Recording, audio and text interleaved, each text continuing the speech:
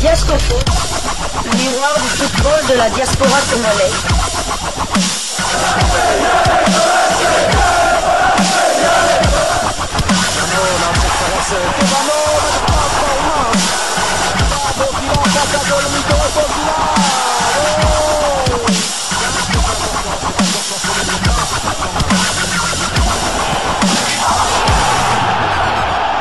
Diasco Foot, le miroir du football de la diaspora congolaise. Vous êtes sur Diasco Foot, le miroir du football de la diaspora congolaise. Diasco Foot vous dit bonjour, tout le plaisir est pour nous de vous retrouver, mais surtout de savoir que vous êtes nombreux en train de suivre votre chaîne YouTube dédiée uniquement aux footballeurs de la diaspora congolaise. C'est l'heure de partager avec vous quelques news que nous avons pu récolter pour vous, des news concernant certains de nos internationaux ou des binationaux qui se sont illustrés dans leurs clubs respectifs, et cela dans le cadre de cette troisième livraison sportive de ce lundi 2 décembre 2024. Une livraison qui nous conduit du côté de la Belgique. L'Union Saint-Gilloise a décroché le genre de victoire qui compte face à l'Antwerp. Score final de 2-1. Menés au score réduit à 10, les Bruxellois ont puisé dans leurs ressources mentales et physiques pour arracher les 3 points. Les deux équipes se sont livrées à un duel tendu et intense. Un vrai match au sommet. Le match ne peut plus mal commencer pour un Union en mal de constance. Anthony Maurice et Kevin McAllister sont un rien trop court pour empêcher Vincent Janssens d'ouvrir le score dès la 45e seconde. Il faut quelques minutes aux Bruxellois pour digérer ce faux départ. Loïc Lapoussin à la 17e et Sofiane Bouffal à la 28e donnent du travail à Seine Lamens. À l'approche de la demi-heure, l'Union Saint-Gilloise va mieux. Un envoi de Franjo Ivanovic confirme le regain de forme unioniste à la 33e. Il faut un Lamens très attentif pour devancer Mohamed Foussini à la 35e. On retrouve les deux hommes quelques minutes plus tard. L'attaquant s'en mêle les pinceaux au moment de dribbler le gardien anversois et galvaude une énorme occasion à la 38e. Au bout des arrêts de jeu, McAllister surgit pour égaliser sur phase arrêtée. Un but partout à la 45e plus 5. Le Marquois est équilibré, mais cette première mi-temps a laissé des traces à l'Union Saint-Gilloise. L'Union Saint-Gilloise a subi et a accumulé les fautes 16 et ses 3 axiaux sont avertis. Une situation périlleuse qui ne tarde pas à se retourner contre les Bruxellois. Koki Machida, pris de vitesse, reçoit un deuxième carton jaune et est renvoyé au vestiaire. Anan Kalali remplace Bouffal. Cette infériorité numérique plutôt que de l'assommer bonifie l'Union. Noah Sadiki, Fousseni et Promis David dessinent un beau mouvement. L'attaquant se retourne et arme une frappe que Lamens peine à capter à la 53e. Les hommes de Pocognoli jouent les coups à fond et finissent par être récompensés. Kalali, très bien monté, prolonge un coup de coin de Lapoussin vers le deuxième poteau. Ross Sykens renverse tout sur son passage et propulse le ballon au fond des filets. L'Union est devant 2-1 à la 69e minute. La fin du match est crispante. L'Union Saint-Gilloise commence à tirer la langue. Ils se replient et subissent, mais ils font bloc et résistent. L'Union a retrouvé ses valeurs de combat et son efficacité sur phase arrêtée. Pour la première fois de la saison, l'Union Saint-Gilloise enchaîne un deuxième succès cette saison et bondit à la 7e place du classement. L'Antwerp reste 3e. Noah Sadiki était bien évidemment titulaire et a joué toute la rencontre. Pour la 7e fois consécutive, son temps de jeu cette saison est de 2093 minutes sur les 2321 possibles. Il a marqué un but et délivré une passe décisive. Le prochain match aura lieu le mercredi 4 décembre. L'Union Saint-Gilloise recevra la Gantoise dans le cadre des 8e de finale de la Coupe de Belgique. Genk arrache un point à la 90e plus 3. Lors du derby limbourgeois face à Saint-Tron, l'international congolais Joris Kayembe était titulaire pour la 17e fois consécutive. Son temps de jeu est de 1624 minutes sur les 1641 de son équipe. Il a délivré une passe décisive cette saison. Genk est toujours leader de la Jupiler Pro League avec 35 points, soit 4 de plus que le club de Bruges. Il compte 11 victoires, 2 nuls et 3 défaites. 33 buts marqués pour 21 buts encaissés. Le prochain match de Genk aura lieu le mercredi 4 décembre. Il recevra le Standard de Liège dans le cadre des 8e de finale de la Coupe de Belgique. Toujours en Belgique, l'OH Louvain a pris un bon point face à Anderlecht. William Balikuche a été sur le bon début de rencontre avant de faire son entrée au jeu à la 63e minute. Son temps de jeu cette saison est de 846 minutes sur les 1621 de son équipe. Il a joué 16 des 17 matchs possibles. Il a marqué 2 buts et délivré une passe décisive. OH Louvain est 11e de Jupiler Pro League. Il compte 3 victoires, 9 nuls et 4 défaites. 15 buts marqués et 19 encaissés. Prochain match de Louvain. Louvain accueillera Zulte mercredi 4 décembre dans le cadre des 8e de finale de la Coupe de Belgique.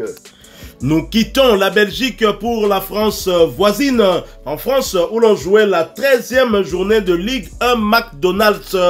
Deux léopards de Sébastien Desabre s'affrontaient et les deux se sont séparés dos à dos. Ni vainqueur ni vaincu entre Dimitri Berthaud et Ngalaël Moukaou. En effet, Lille se déplaçait à Montpellier hier dimanche après-midi. Les Dogs ont encaissé le but égalisateur en fin de partie, soit à la 93e minute. Et malgré la supériorité numérique des visiteurs en fin de partie, le match s'est terminé sur le score de 2 buts partout. Le portier international congolais Dimitri Berthaud est resté malheureusement sur le banc pour ce match et cela pour sa 6e fois consécutive. À noter que cette saison, Dimitri Berthaud n'a joué aucun match depuis la dernière trêve internationale du mois d'octobre. Son temps de jeu stagne à 293 minutes sur les 1263 minutes possibles. Il a participé à 3 des 13 matchs avec son club. Et après ce nul, Montpellier est bon dernier de Ligue 1 avec 8 points, 2 victoires, 2 nuls et 9 défaites. 13 buts inscrits contre 34 encaissés. Prochain match, ce sera pour le compte de la 14e journée. Un déplacement périlleux du côté de Lens. Ce match est prévu pour le dimanche 8 décembre 2024 sous le coup de 15h heure de Kinshasa, 16h heure de Goma à l'est de la République démocratique du Congo. 8 décembre, c'est la date anniversaire de la commune de Bandalungwa, commune Yawenge, commune Yadikap, la merveille Fali Ipupa. Du côté du LOSC, titulaire, Ngalaël Moukaou a cédé sa place à la 68e minute. A noter qu'il s'agissait de sa 2e titularisation consécutive, voyant son temps de jeu porté à 711 minutes sur les 2167 minutes possibles. Mouko a participé à 14 des 22 matchs avec son club avec à la clé 2 buts inscrits. Et après ce nul, Lille est 4e de Ligue 1 avec 6 victoires, 5 nuls et 2 défaites.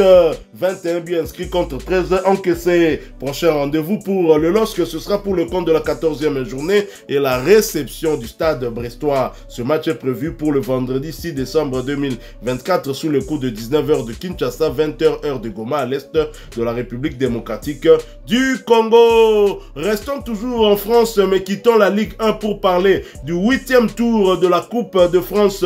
Le Clermont Foot qui se déplaçait sur le terrain d'Angoulême l'a battu sur le score d'un but contre 2. Une victoire qui a assuré leur qualification pour le prochain tour. Titulaire, Josué Mwimba Issala a disputé l'intégralité de ce match.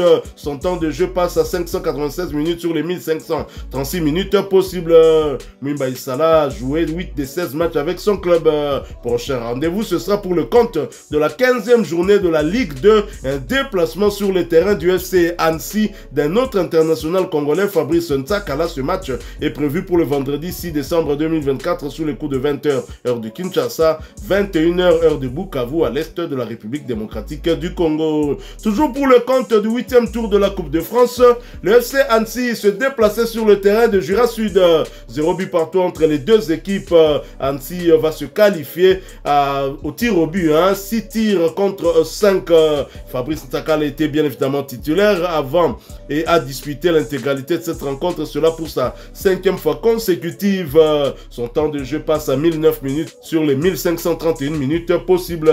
Ntsakala a participé à 13 des 16 matchs avec son club. Après ce succès, le FC Annecy est bien évidemment qualifié pour le prochain tour. Et le prochain rendez-vous, ce sera en Ligue 2 pour le compte de la 15e journée, la réception de Clermont Foot le vendredi 6 décembre 2024 sur le coup de 20h heure de Kinshasa, 21h heure de Bukavu à l'est de la République démocratique du Congo. Toujours pour le compte du 8e tour de la Coupe de France, le FC Lorient se déplaçait sur le terrain de Monet et l'a battu sur le score de 0 contre 5 sur le banc au coup d'envoi. Jedon Kaloulou a fait sa montée sur l'aire de jeu à la 58e minute. Son temps de jeu passe à 518 minutes sur les 1446 minutes possibles. Il a participé à 7 des 14 matchs avec son club. Quant à Jean-Victor Makengo, il n'était malheureusement pas sur la feuille du match. Cette saison, son temps de jeu stagne à 267 minutes sur les 1536 minutes possibles. Jean-Victor Makengo a participé à 5 des 16 matchs avec son club. Après ce large succès, le FC Lorient est qualifié pour le prochain tour. Et prochain rendez-vous, ce sera en Ligue 2 pour le compte de la 15e journée, la réception de l'Estac 3 le vendredi 6 décembre 2024 sous le coup de 20h de Kinshasa, 21h heure de Bukavu à l'est de la République démocratique du Congo. Toujours pour le compte du 8e tour de la Coupe de France, Glody Lillet pour Maccabi buteur. Valenciennes s'impose et se qualifie. Valenciennes recevait Neuilly-sur-Marne et l'a battu sur le score de 4-3. Sur le banc à l'entame de cette rencontre, Lillepo est monté en jeu à la 56e minute. Il a inscrit son but à la 57e, soit une minute après sa montée sur la pelouse. Son temps de jeu passe à 363 minutes sur les 1441 minutes possibles. Lillepo a participé à 9 des 15 matchs avec son club avec à la clé 2 buts inscrits et une passe décisive délivrée. Après ce succès, Valenciennes est qualifié pour le prochain tour et le prochain rendez-vous ce sera en national, l'équivalent de la 3e division en France, et cela pour le compte de la 14e journée et un déplacement sur le terrain de Le Mans. Ce match est prévu pour le vendredi 13 décembre 2024 sous le coup de 20h30 heure de Kinshasa, 21h30 heure de Bandrouma. Nous sommes dans l'Ituri, à l'est de la République démocratique du Congo. Voilà qui met fin à cette 3e livraison sportive de ce lundi 2 décembre 2024. Si vous l'avez aimé, laissez-nous un maximum de j'aime. Merci de partager avec nous en commentaire votre point de vue. Abonnez-vous sur cette chaîne Diasco Foot parce que nous sommes le miroir du football de la diaspora congolaise. N'oubliez pas d'activer la petite cloche de notification histoire de ne plus rien manquer des prochains sujets que nous allons vous proposer. Encore une fois, merci à vous avec espoir de vous retrouver bientôt dans un autre sujet d'actualité. Mais en attendant, portez-vous bien. Diasco Foot vous dit au revoir. Ah ouais.